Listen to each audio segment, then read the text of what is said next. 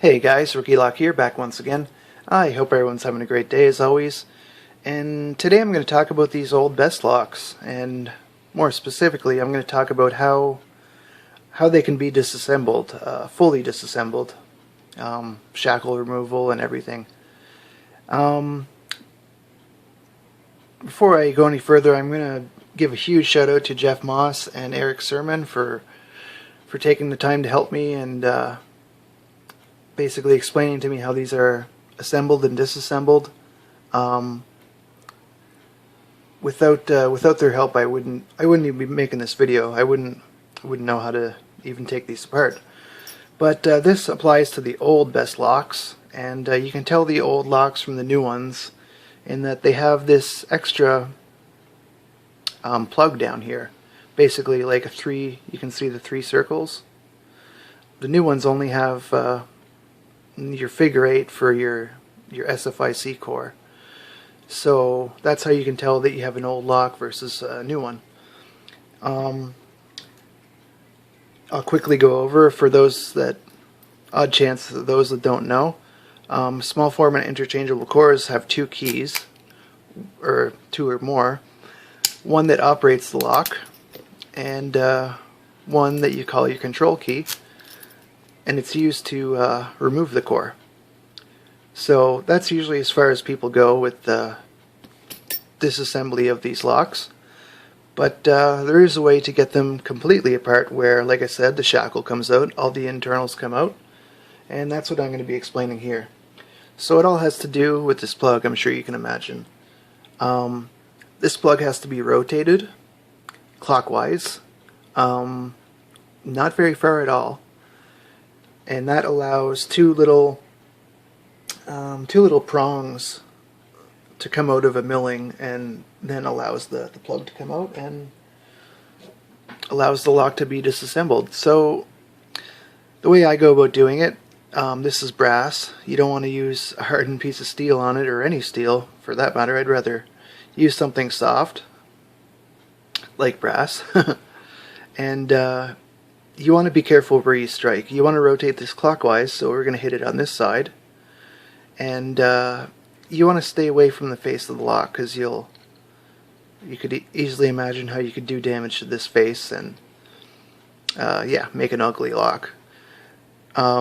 It is gonna make some dings on the inside, but I'm not very bothered by that, because with the core in, you'll never see those dings, and it'll look just like a perfect lock, depending on the shape it's in, I guess. So like I said, we'll want to rotate this core clockwise. So I'm going to put my brass right here, give it a couple hits, and you can see it rotated a little bit. And when I first did this without any help, I thought that this would have to be rotated a hell of a lot more. I thought it might even need to be rotated 180 degrees for anything to come apart. But I don't know if we'll be able to see this. We will once I get it out of the lock, but there's two prongs right here. I think you can just barely make them out. I'll point at them. This prong and the one behind it. So those are very short, and they come out of a milling, which then allows the plug to come out. So I think we're already rotated enough to get this out, and from here, with the lock open, you can actually give the shackle a couple bumps, and then we'll be able to take this right out.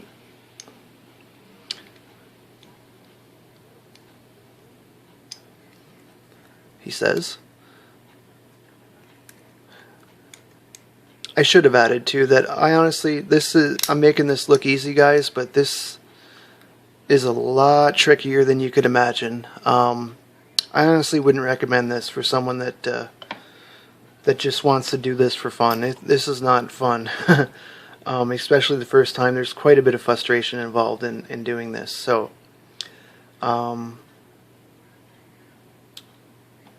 yeah, do it at your own risk. So from here, I'm going to I'm going to take the throw member out, which is these two little arms here, and they only come out one way. Might look like I'm fumbling, but this is harder than it looks, guys. The only way they can come out, you can see this lip in here, the only way they can come out that I've found is you gotta, let me look around the camera and do this.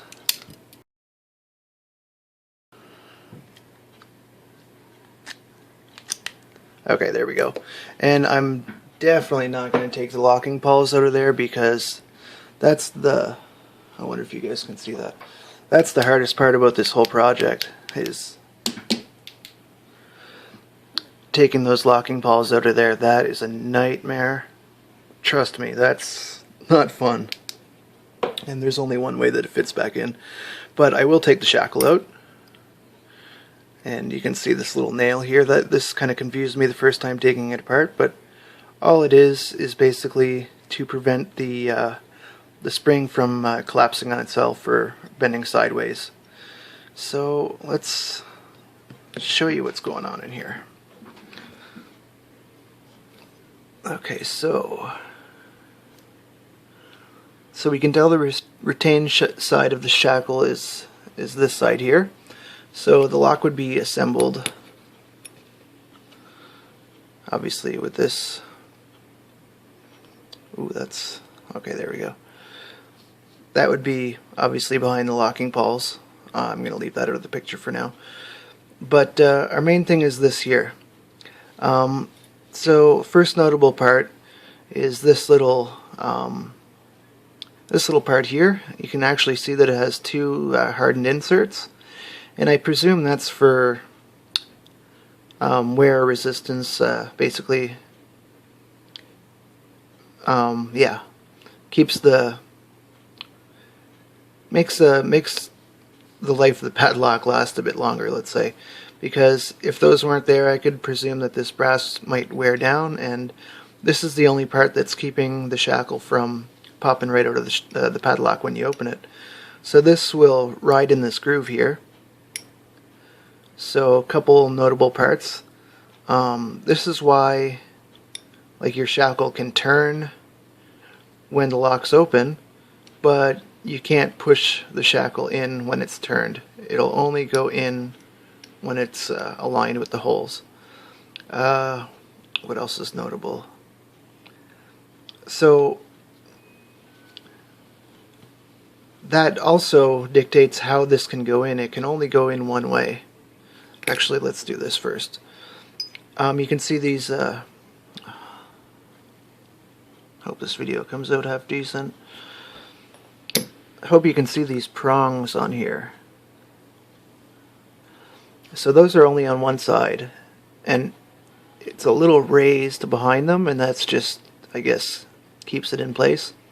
So these prongs are only on one side, so hence why we can only get this in one. Do I have this in the right? Yeah. Hence why we can only get this in one direction. Like that, it's retained. And oh, what else was I going to say?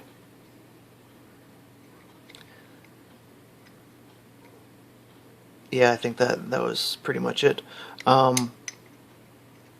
Yeah, why it only goes in one direction, why it only comes out, and why you only need to turn it about that much, actually, even less than that, just so those prongs clear. And like you've seen me do, you can use the shackle to help knock it free. What I'm doing when I knock it, when I use the shackle to knock it free, this is in this groove right here, and since the shackle is turned, it's on this lip, and that's knocking this out. If it were like this, it would not influence this piece at all. So this brings me to the next part, and reassembly is quite tricky too. This is going to be hard to show because the actuators are going to, or sorry, the locking pawls are going to, let me see here, almost flipped that the wrong way, Or no, it was the right way. Let's just leave that like that for now. So to get this back in is quite tricky too, because I actually have to take this back out again. To get this back in is quite tricky too, because there's not a lot of room for this to go upwards, because you can only put it back in this way here, and you can't move it up, obviously. So we have to get it hooked over this piece, and then have it turned, and then put it in all the way, and then turn it back to its locked position, let's say.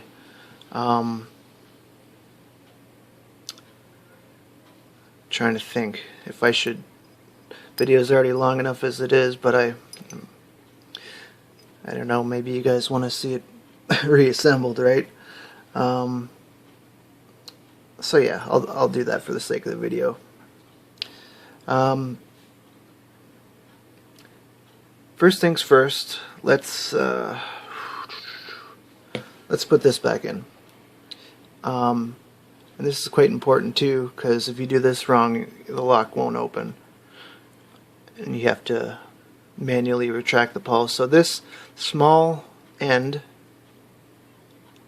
small cutout, goes towards the retained side of the shackle.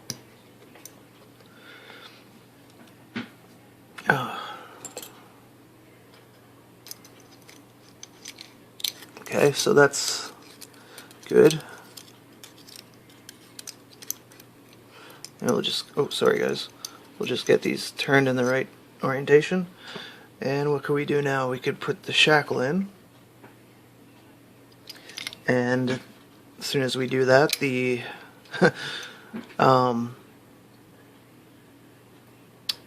the locking pawls are gonna come out again. Keep wanting to call them actuators, but okay, let me take this off camera for a sec. Okay, and I think now we might be able to do this. So we got to go behind the shackle. See, this is quite tricky. And now everything's out of alignment, but we might be able to do this on camera. So we're hooked on the shackle, I believe, and if we pull the shackle in, maybe.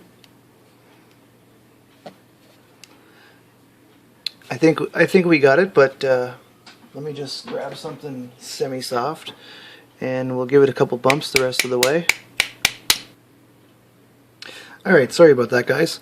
So when we last left off, I was right about here, and the problem that I was having, I was just about to knock this in with the back of a screwdriver, but the issue was that basically the throw member and the locking pawls weren't in the right position to have this suck in the rest of the way. But you can see here we're out, and if I pull on the shackle, it'll actually bring that in the rest of the way. And since this one has been worked on so much, I can actually move this by hand, which I don't see as a problem, because with the core in there, this is not coming out. But yeah, that's basically all there is to it. And again, I made this look easy because, well, first of all, I did this like 3 or 4 times, and I kind of know what I'm doing. But doing this 3 or 4 times has loosened this plug up to where, like I said, it's really easy to move. There might be locks out there that this is completely frozen, and there's no way in hell that you'll ever get it. There might be locks out there that a bit of penetrating oil might help you, but yeah, like I said, this is a really tough disassembly. It's I may have made it look easy, but trust me, it's not easy, and it's not that fun. So just keep that in mind if you ever want to do this. What else was I going to say? I think that's about it. Just wanted to show that this is all working now.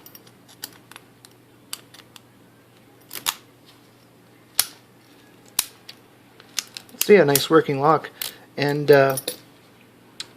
basically the reason I did this was, well, I'm a curious person, I love to learn, but this lock was in such nice shape. Someone had cleaned it up, and there was a few surfaces that you couldn't get to, like the top and some of the inside curves here. So I figured, good candidate for refinishing. I do like locks with patina. I do like fresh and clean locks. It just all depends, I guess. Depends on the lock, depends on the shape it's in. But I thought this would be a wicked candidate for that, so that's what I did. And again, big thanks to Jeff Moss, and big thanks to Eric Surman for pointing me in the right direction. And I think I covered everything I wanted to. I'll go back and watch the video, and I might put in a few subtitles here and there. But if anyone has any questions, by all means, if I can help you out, I'll do the best that I can. So yeah, I guess I'll leave it off with that, guys. And as always, I really appreciate everyone's support. Really means a lot to me, and I really enjoy reading the comments. So by all means, leave a comment, and I'll catch you guys in the next video. Take care, guys.